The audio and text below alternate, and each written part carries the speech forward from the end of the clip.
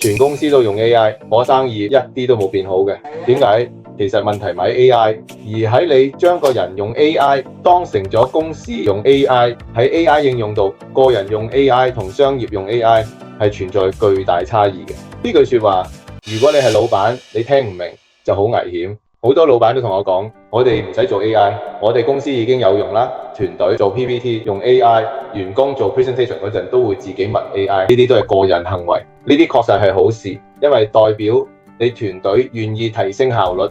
但係喺企業管理入邊，呢個叫個人效率提升，唔叫商業 AI 落地。個人用 AI 有冇用？當然有用啦。員工肯自己學工具，肯提升效率，對公司一定係好事嘅。但我哋要講清楚呢，個人行為唔會增加利潤，個別聰明人唔會變成公司競爭力。你靠員工係風險，你靠系統係底氣。商業 AI 解決係成間公司做生意嘅方式，係幫整個公司穩定地快、持續地快、可複製地快。咁其實好早之前，大企業已經喺用商業級 AI。你見到啲工廠有機械人啊、機械手啊、大型系統自動調度、預測、質檢啊，呢啲全部都係工業級、商業級 AI 應用。但係大部分中小企而家點樣？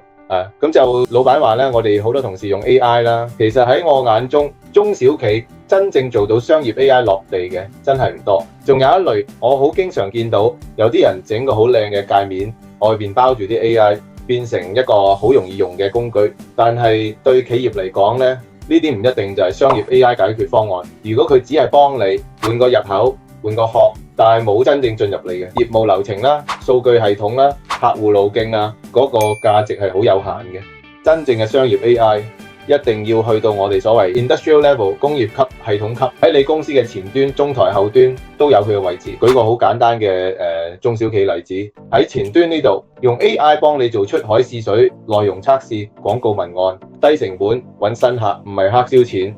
中台呢，將你團隊腦袋入邊啲經驗變咗 SOP 話術、流程、知識庫，咁新人一星期上手嘅，唔再靠老師傅，唔再靠人手記憶。後端呢，將客戶售後常見問題復購提醒，用 AI 做半自動客服加追蹤系統，令第一次成交變咗長期現金流。呢啲先係商業 AI 幫你賺錢嘅地方。老闆最驚嘅唔係員工慢，而係生意難做、成本高企、人手緊張、經驗難複製。個人 AI 解決嘅係快少少，商業 AI 解決嘅係企業可唔可以頂住大環境，保持競爭力，繼續賺到錢。你而家可以問自己3個問題：一，你公司用 AI 只係喺個人層面；二，你啲流程知識有冇被系統真正吃進去？嗱，你而家用 AI 係幫你減輕壓力，定係幫你增加利潤？如果你聽到呢度，心入邊嗰度有少少唔安樂，可能就係你已經意識到你而家用緊嘅只係個人 AI， 仲未到商業 AI。